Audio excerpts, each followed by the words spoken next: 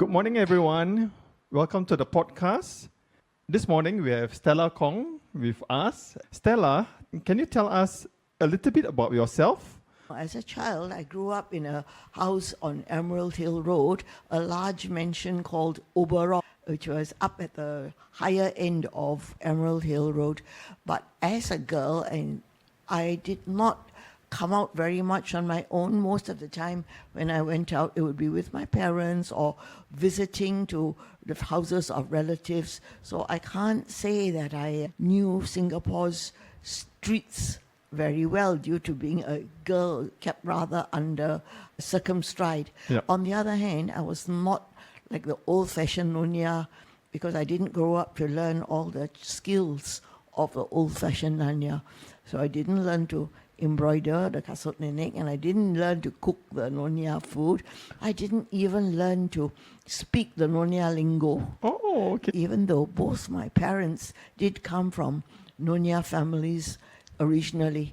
And indeed, both my parents were born in Emerald. Oh, both your parents are born in Emerald Hill? Oh, Yeah, interesting. of course, not in the same house. Yeah. My mother was born in that big house called Oberon. Uh-huh. My father was born in a house belonging to his grandfather Wow. in what became Chinese Girls School, Oh, Singapore okay. Chinese Girls School. Got it. And this is one of the, the house where he was born, still remaining as one of the buildings from Singapore Chinese Girls School. Oh, it's kept as a heritage site? Singapore Chinese Girls School has in it. They're trying to keep it as a heritage site. It's not yet confirmed, but yes, nice. hopefully. So I suppose it was not too surprising that my father and mother met each other eventually, since it seems my father used to go and play chess with my mother's brother, as Emerald Hill Road was a center of the Peranakan community way nice. then. So, yes. So that neighborhood where you lived, and between there and school growing up, what kind of memories do you have? Do you recall any of the stuff which was quite special for you?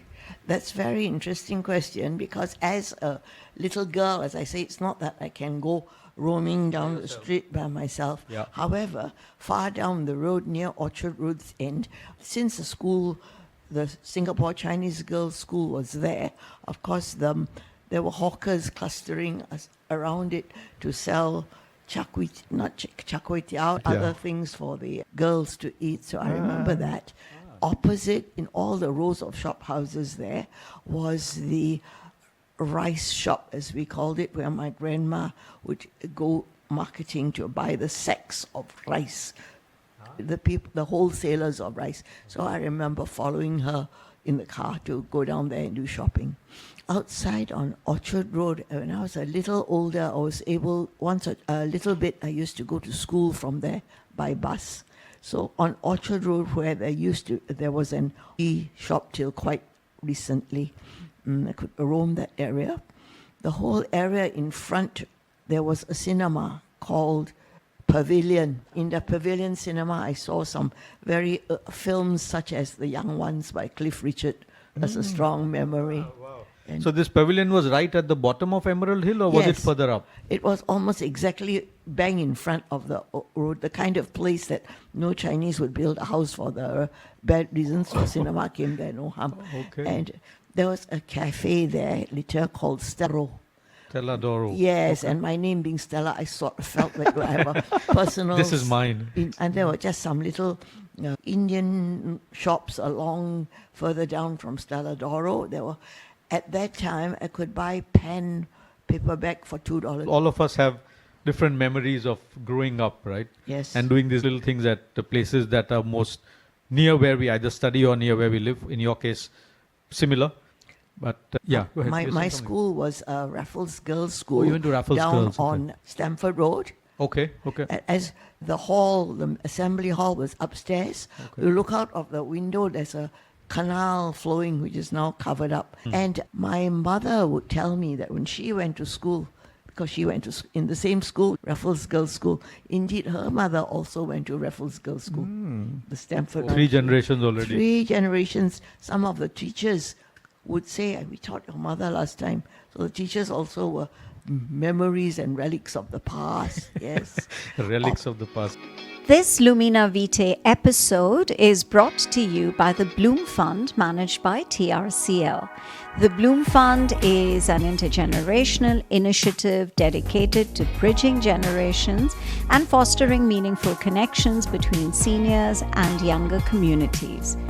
By promoting shared experiences and mutual understanding, the fund aims to reduce social isolation, cultivate empathy, and build a more inclusive and compassionate society. Through strategic partnerships and ongoing research, the Bloom Fund continues to champion innovative arts programs that empower individuals to grow together across ages. Opposite the school, there was a shop MPH. MPH bookshop. Oh, the bookstore. Okay. Yes, and we remembered buying books in MPH, would go there. Next to it was, I think, Far Eastern Art Shop, which we had to buy our art supplies from there. Okay. That shop's still in existence further down Northbridge Road. Far Eastern Art, it still exists, still sells art objects. Not the one at Brasbasa complex, not that one. It's not Bridge Road this side. Opposite side. Opposite that. Northbridge Road. is Yes. Yeah. Yes. I know what you mean. I remember one school book which showed pictures of when you cross the road, be careful. It showed the traffic policeman with wings. And now nobody knows, when asked about, did you know traffic policemen have wings? I saw in one recent questionnaire, it showed pictures of policemen with angel-type wings, but it wasn't. What they had was a board strapped across their back, somewhat like, I won't say like a surfboard, but big about that size, so that for higher visibility. So that they would be standing on that policeman would stand on a little platform or dais in the middle of the crossroad with these big wings to give him support. So I suppose which way he turned onto the traffic, you see his visibility. Okay. That's interesting. So the books at MPH were what I knew about that traffic policeman, which I do think it may not have existed very much longer. So that was where it was memorialized. Yeah. So would you say that, so which part of your growing up years, even into adulthood, would you say are, if you look at spaces, which are the most memorable? Old Raffles Girls School, Is it? which Okay. is no longer there. Okay. I remember all its staircases and corridors and spaces and Okay. the school, the playing field with the trees. They'd take us to the school playground and walk us around. This is breadfruit tree. This is a jackfruit tree. This is Rose of India tree.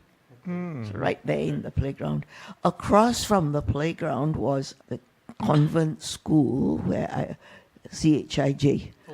Yes, I didn't know it very well, although I occasionally visited my friend who was studying there. And further down there was Raffles Institution. And for some things we had to, from RGS, had to walk down to Raffles Institution to share some events with them. So that also became quite memorable. Would you say that you spent a fair bit of time when you were in school at RGS?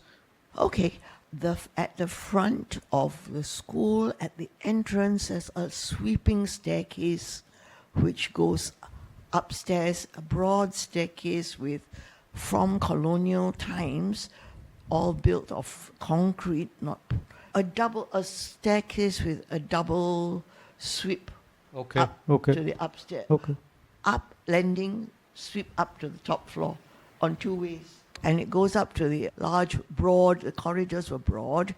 It was a two-story building. When it went to the back, at the side of the hall, near the canal, overlooking the canal, was this big downstairs, large hall with a small space for the canteens where they'd sell 5 cents chocolate or something.